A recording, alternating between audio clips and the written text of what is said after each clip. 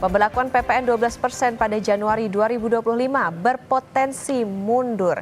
Hal tersebut disampaikan Ketua Dewan Ekonomi Nasional Luhut Binsar Panjaitan. Kami kutip dari kompas.com, Saudara, Ketua Dewan Ekonomi Nasional Luhut Binsar Panjaitan bilang hampir pasti kenaikan PPN 12% penerapannya mundur.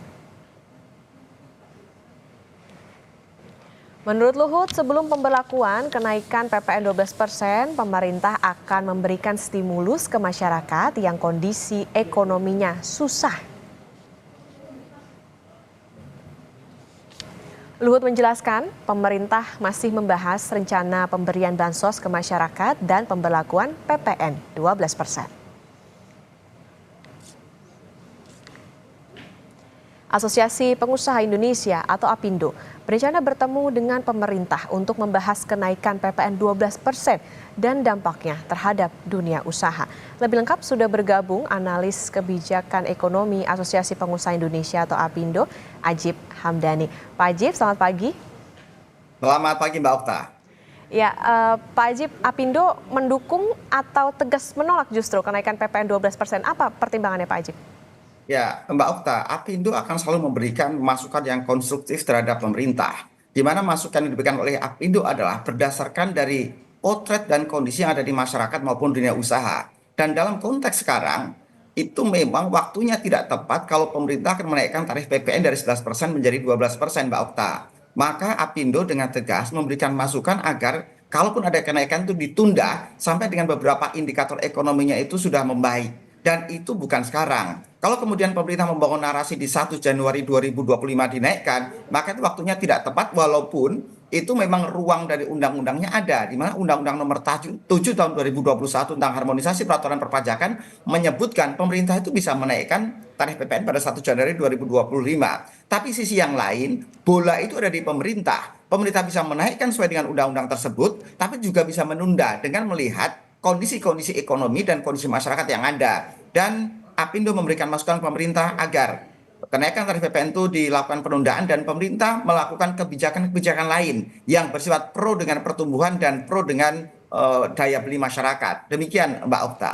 Oke, Pak Ajib, artinya memang pengusaha saat ini yang tidak hanya terdampak tentu tidak hanya masyarakat tapi juga pengusaha, dan diharapkan ini ada penundaan secara tegas oleh APindo, dikatakan demikian karena memang waktunya belum tepat. Pak Ajib, jadi gimana selama ini komunikasi antara APindo dengan pemerintah? Sudah pernahkah? Kemudian bagaimana dengan rencana pertemuan antara APindo dengan Kemenkeu? Poin apa yang nantinya akan disuarakan oleh APindo?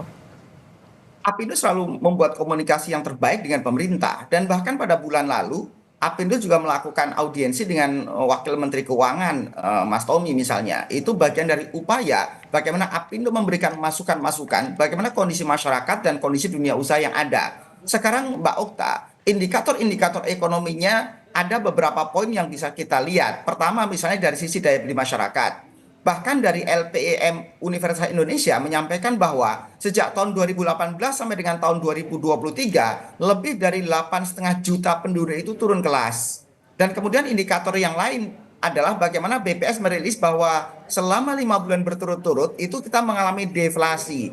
Dan deflasi ini menjadi sebuah indikator bahwa daya beli masyarakat itu sedang menghadapi problem, Mbak Okta. Itu dari sisi demand. Kemudian coba kita lihat dari sisi private sektornya atau dari supply-nya. Di mana kita PMI manufaktur itu pun juga sedang mengalami konstruksi. Dan bahkan pada bulan Oktober kemarin kita hanya 46,5.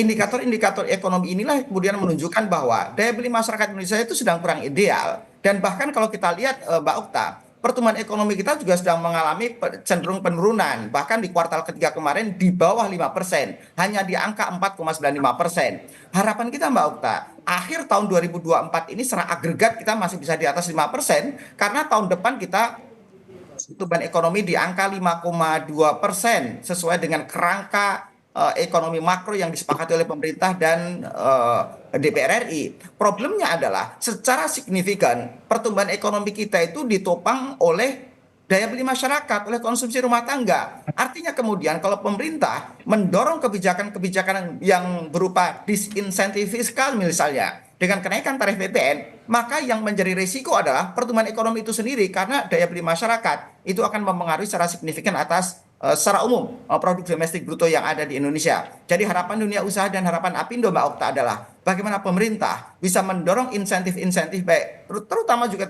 di fiskal dan juga di moneter maupun di regulasi-regulasi sehingga daya beli masyarakat bisa kembali baik. Demikian Mbak Okta. Meskipun tadi poin yang dikatakan Lut Binsar Panjaitan adalah hampir pasti mundur kebijakan PPN 12% ini, tapi tadi yang dikhawatirkan adalah bagaimana daya beli masyarakat ini sedang terguncang begitu, tapi justru ada kebijakan PPN 12% ini yang harus diwaspadai oleh pemerintah. Pak Ajib, jadi sebenarnya apa sih dampak konkret atau yang bisa langsung terlihat di dunia usaha ketika PPN 12% ini tetap berjalan tahun depan? Misalnya seberapa besar kenaikan harga di tingkat produsen yang akhirnya sampai di tangan konsumen? Kenaikannya berapa persen kira-kira?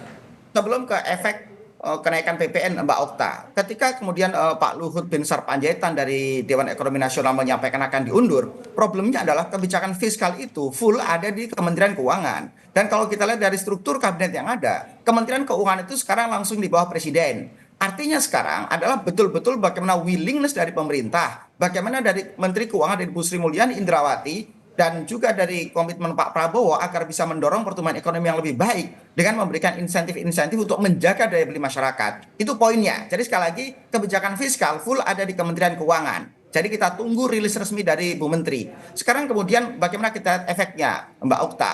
Berbicara PPN adalah sebuah objek pajak tidak langsung yang dikenakan kepada seluruh masyarakat. Baik itu masyarakat kelas atas, kelas menengah, bahkan juga kelas bawah. Ketika mereka melakukan pembelanjaan barang dan jasa yang kena pajak, maka mereka harus dipungut pajak. Ini problemnya.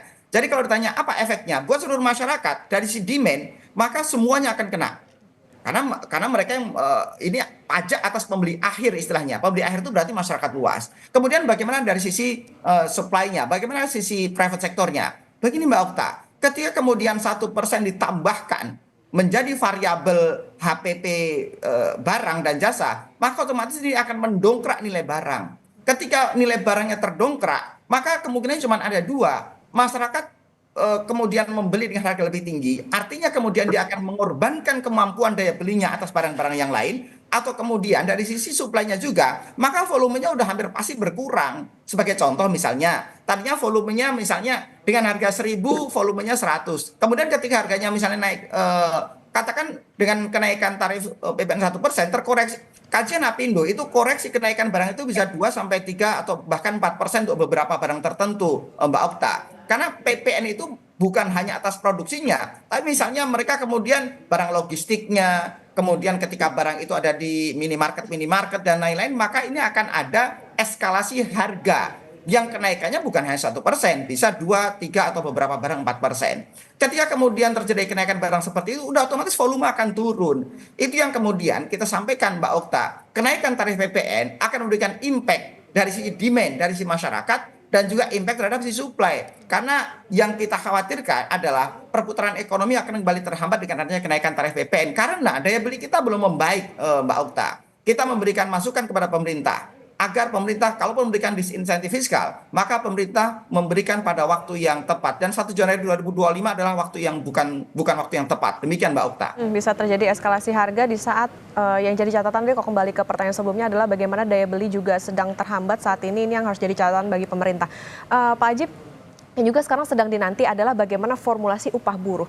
Gimana hitungan pengusaha, apalagi kalau misalnya PPN 12% diterapkan, meskipun tadi ya ada kabar diundur, pasti buruh mengandai kenaikan upah juga. Gimana ini terkait dengan upah buruh, formulasinya Pak Ajib? Kalau Apindo akan selalu tunduk dengan regulasi yang ada Mbak Okta. Karena regulasi yang ada itu tidak pernah memasukkan variabel kenaikan tarif PPN. Variabel untuk membuat formulasi upah buruh adalah berbicara masalah inflasi dan juga pertumbuhan ekonomi. Nah, kita akan konsisten di situ. Memang kemudian akan jadi problem adalah ketika kemudian variabel kenaikan PPN tidak dimasukkan, maka ini yang kita sampaikan di awal tadi Mbak Okta, bahwa daya beli masyarakat akan mengalami tekanan. Ketika variabel-variabel yang dimasukkan di upah buruh itu hanya pertumbuhan ekonomi dan inflasi misalnya, tapi kemudian pemerintah memberikan insentif fiskal, maka ini akan membebani bukan hanya buruh, bahkan dunia usaha juga akan terbebani. Ini beban yang dikenakan buat semuanya. Buruh kena, pekerja lepas juga kena, UMKM kena, dan juga pengusaha-pengusaha di private sektor kena. Artinya Mbak Okta, bahwa kenaikan tarif PPN yang kalau opsinya dinaikkan pada 1 Januari nanti, impactnya bukan hanya pada buruh yang sekali lagi notabene kenaikan tarif PPN tidak menjadi variabel formulasi upah, tapi juga terhadap seluruh sektor yang ada. Dan pemerintah harus betul-betul jeli untuk menghitung dan mengkalkulasi bagaimana efek negatif dan kemudian bagaimana memberikan satu sisi ketika ada insentif, satu sisi pemerintah harus memberikan insentif, baik fiskal, moneter maupun dalam bentuk regulasi yang lain. Demikian Mbak Okta.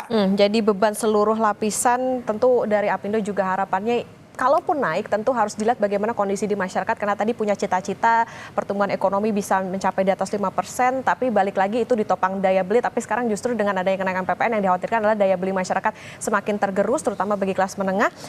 Tentu kita harapkan ada solusi konkret yang win-win solution dari pemerintah untuk masyarakat, pengusaha maupun juga bagi pemerintah maupun juga masyarakat. Terima kasih Ajib Hamdani, analis kebijakan ekonomi Asosiasi Pengusaha Indonesia. Pak Ajib, terima kasih, sehat selalu.